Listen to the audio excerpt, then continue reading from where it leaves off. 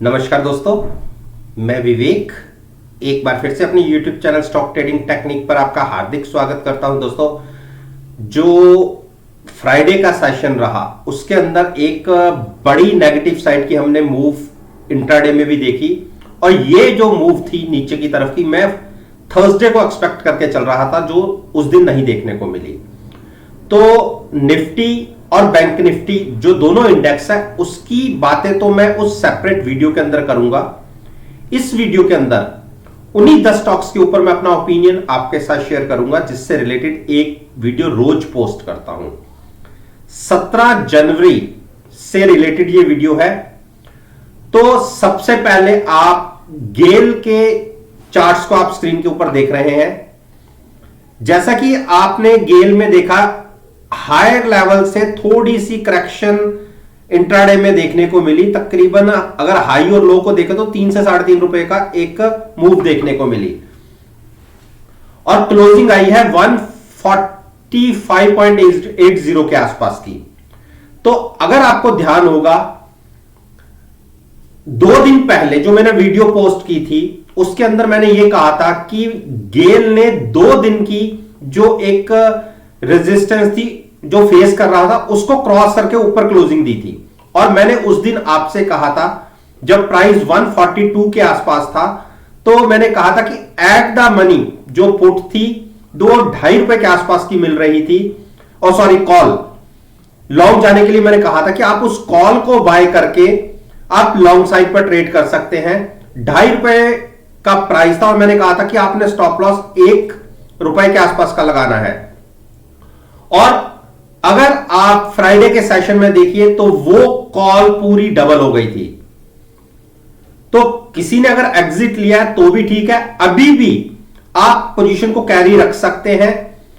वैसे तो आज भी हम अच्छे प्रॉफिट में बैठे हुए हैं क्लोजिंग प्राइस के हिसाब से भी, लेकिन फिर भी किसी ने अपने अमाउंट का रिस्क उठाना ही है तो स्टॉप लॉस वही रहेगा 1 रुपए के आसपास का। अब यहां पर क्या करना, क्या यहां से गिरावट आ सकती है? देखिए, अभी मैं फिलहाल एक कैंडल को देखते हुए मैं कोई डिसाइड नहीं करूंगा कि गिरावट यहां से आ सकती है। मेरे हिसाब से जिन्होंने लॉन्ग पोजीशन बनाई हुई है वो पोजीशन को कंटिन्यू रखें।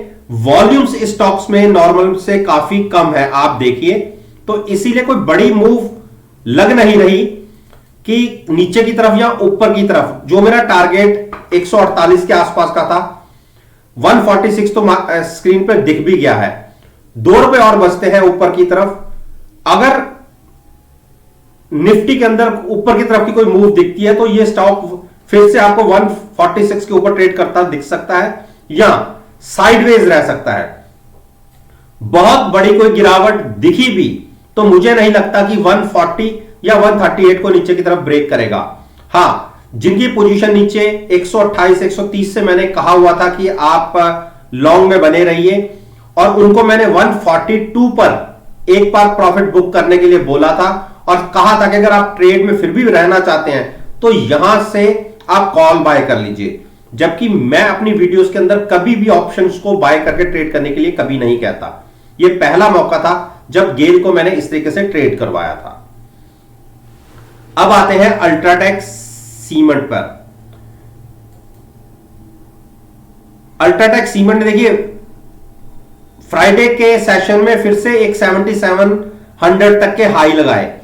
अगर आप मेरी थर्सडे वाली वीडियो देखेंगे तो उसमें मैंने पहली बार, क्योंकि मुझे बहुत से लोग कहते हैं कि सर हमें स्टॉप लॉस के साथ भी ट्रेड करवाइए, तो पहली बार मैंने कहा था कि किसी ने अगर लॉन्ग पोजीशन लेनी है तो 7600 के स्टॉप लॉस के साथ आप पोजीशन ले सकते हैं। उस टाइम हमें क्लोजिंग मिली थी 7680 के आसपास की।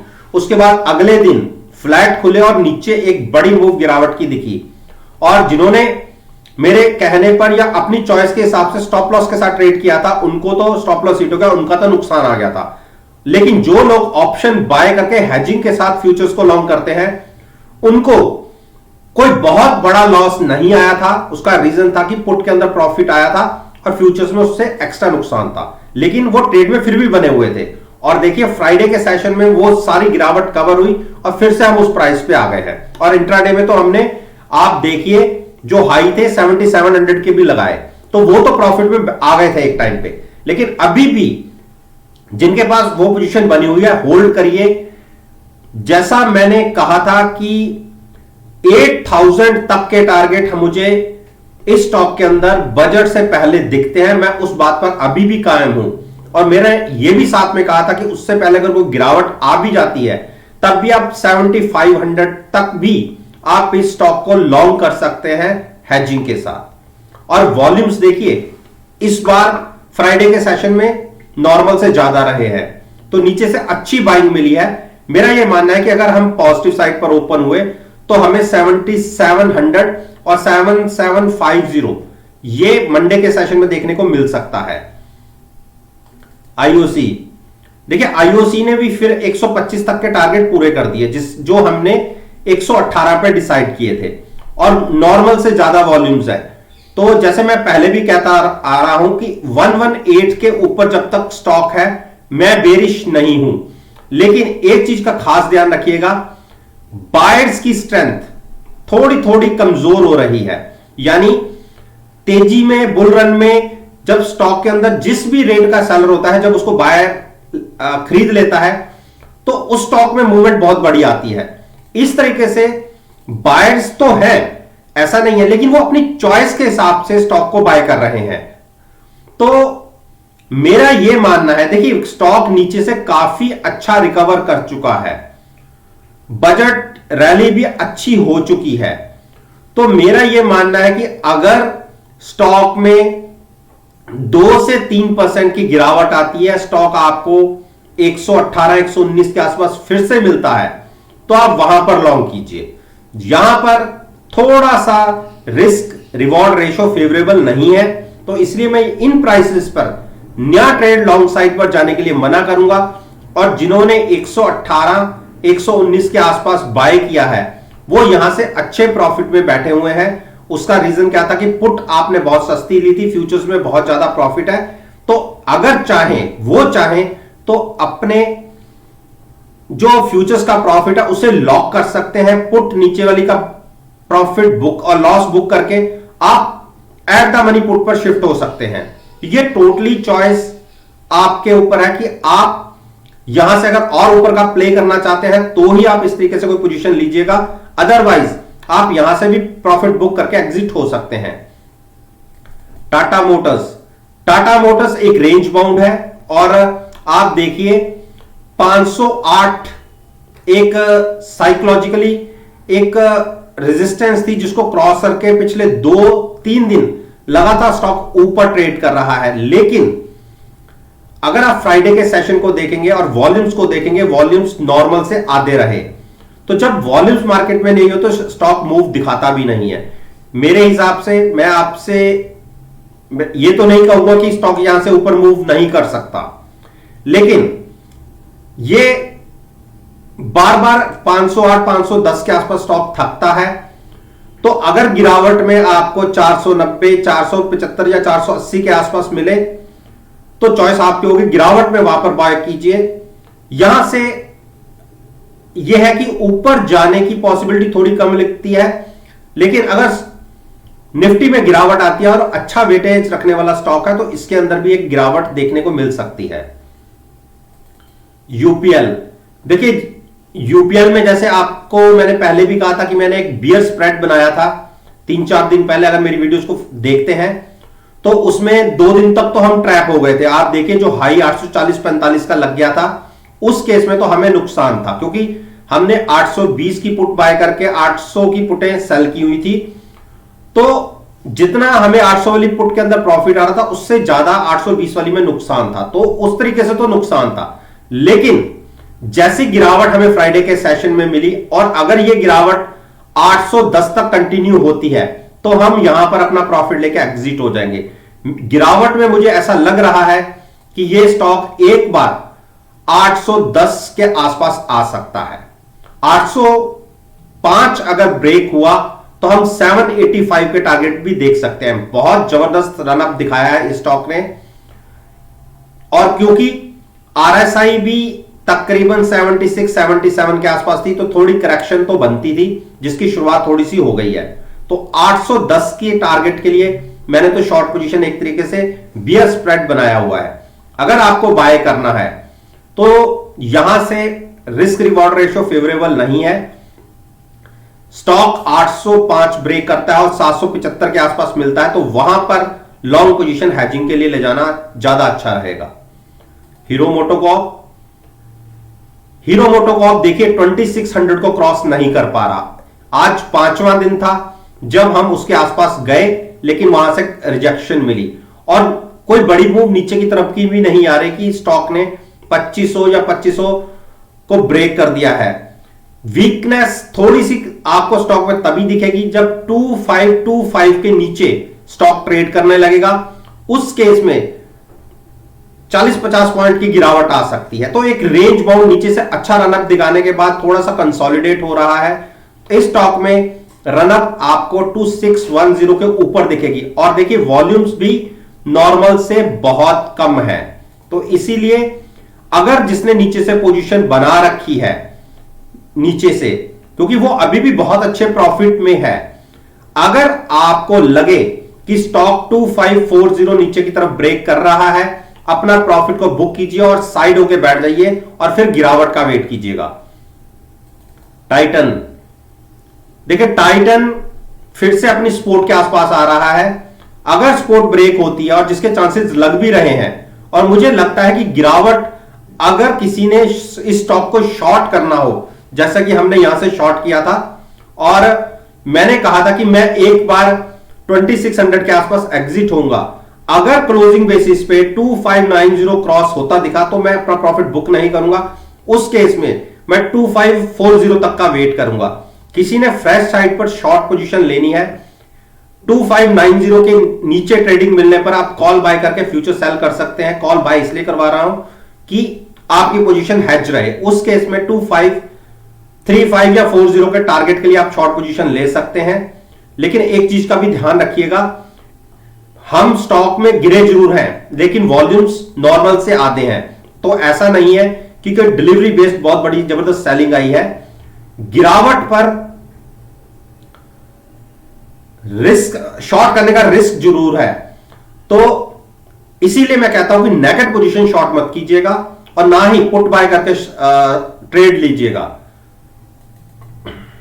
और आप देखिए एक बेयरिश क्रॉसओवर की पॉसिबिलिटी दिख रही है, इसीलिए मैं इसमें टीसीएस के अंदर अगर हम देखें तो एक नीचे के लेवल से फिर से सपोर्ट लिया 3858 के आसपास और वहां से एक जबरदस्त बाइंग तकरीबन 100 पॉइंट की रिकवरी, और पिछला जो हाई था हमने उसी पे क्लोजिंग दी है। तो यहां से क्या बुलिश ट्रेंड कंटिन्यू हो सकता है। देखिए रिजल्ट्स ठीक ठाक थे, ऐसा नहीं था कि बहुत माड़े रिजल्ट थे, और स्टॉक ने पिछले 2 दिन क्यों गिरावट दिखाई ये भी मुझे समझ नहीं आता। लेकिन आप देखिए जब से ये अपनी 9 दिन की मूविंग एवरेज को क्रॉस करके ऊपर आया है, बार बार इस लाइन को इसने टच तो किया है लेकिन क्रॉस नीचे की तरफ नहीं किया। तो इसलिए मैंने आपसे अपनी पिछली वीडियो में भी कहा था कि 9 दिन की मूविंग एवरेज पर भी आप बाय कर सकते हैं, पुट बाय करके फ्यूचर्स को लॉन्ग कर सकते हैं, या कोई और गिरावट पर और नीचे खरीदना चाहता है तो उस केस में प्राइस था 3800 का, लेकिन वहां नहीं गए, हम पहले ही रिकवर कर गए। तो अब यहां से क्या करना है, देखिए फ्रेश लॉन्ग कम से कम स्टॉक में आप मान के चलिए 2 से 3% की अगर गिरावट आए, 3% या 4%, 100-125 पॉइंट की, तो वहां पे बाय कीजिएगा।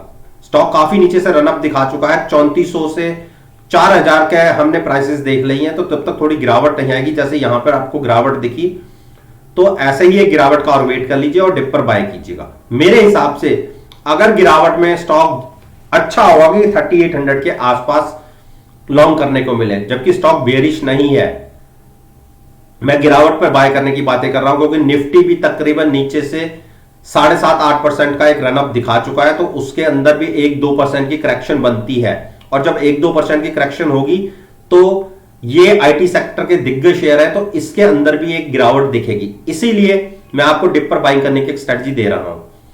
मारुति देखिए, मारुति में मैंने जैसे कहा था कि ये चला क्यों है, क्योंकि पॉसिबिलिटी है कि बजट सेशन के अंदर कुछ अच्छा इनके लिए निकल के आए, तो केवल उसी वजह से ये एक तेजी थी। जबकि अगर आगे का इनका व्यू देखा जाए तो इनको अपने आप को अपग्रेड करना पड़ेगा इलेक्ट्रिक व्हीकल्स के ऊपर, जिसके ऊपर इनकी अभी R&D थोड़ी कम है, और उसके लिए आपको पूरा अपना सेटअप चेंज करना पड़ेगा, जिसके लिए बहुत ज्यादा फंड्स की जरूरत होगी। तो इनके मार्जिन्स पर और वो सारी चीजें देखने पे उस हिसाब से मुझे, जैसे मैंने पहले भी कहा था, मारुति का स्टॉक मुझे 6000 से 8000 के बीच में ही कंसोलिडेट करता दिखता है। मुझे नहीं लगता कि बहुत बड़ी मूव कोई ये स्टॉक दिखाएगा।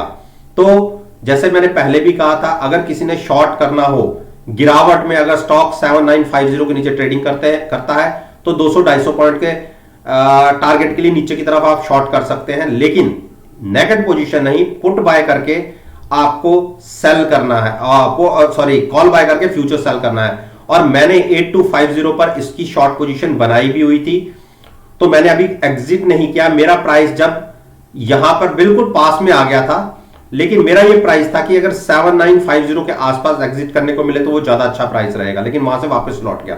अभी भी मेरी short position as it is बनी हुई है। तो वेट एंड वॉच करिए। अगर स्टॉक 7950 को नीचे की तरफ ब्रेक करता है तो आप शॉर्ट पोजीशन ले सकते हैं, कॉल बाय करके फ्यूचर सेल करने की स्ट्रेटजी होगी। टारगेट उस केस में होगा 7775 के आसपास का, 200 पॉइंट के आसपास की गिरावट के लिए आप शॉर्ट कर सकते हैं। अब बात करते हैं ब्रिटेनिया। देखिए, ब्रिटेनिया ने फिर से एक गिरावट दिखाई, लेकिन अच्छी बात अभी तक ये देखने को मिल रही है, अगर पिछले 3 दिन की इसकी मूवमेंट को देखें तो 3700 ब्रेक नहीं कर रहा। बहुत बड़ी सपोर्ट है और वॉल्यूम्स बहुत कम है, लेकिन क्योंकि बार बार हम सपोर्ट की तरफ ही क्लोज होते हैं, तो अगर ये सपोर्ट ब्रेक हुई तो आप ये मानिए आपको 50 से 60 पॉइंट और नीचे की तरफ मिल सकते हैं, अगर कोई शॉर्ट करके प्ले करना चाहते हैं। हमारा बाइंग प्राइस रहेगा 3600 या उसके नीचे बाय करने का, तो उसके लिए तो हम वेट करेंगे। तो दोस्तों, उम्मीद करता हूं कि आपको मेरी ये वीडियो पसंद आई होगी। वीडियो पसंद आई है तो मेरे साथ मेरे चैनल पर जुड़िए, चैनल को सब्सक्राइब कीजिए और साथ में बेल आइकन का बटन प्रेस करना मत भूलिएगा, ताकि नोटिफिकेशन टाइम से आप तक डिलीवर हो सके। इस बात के साथ मैं आपसे विदा लेता हूं और एक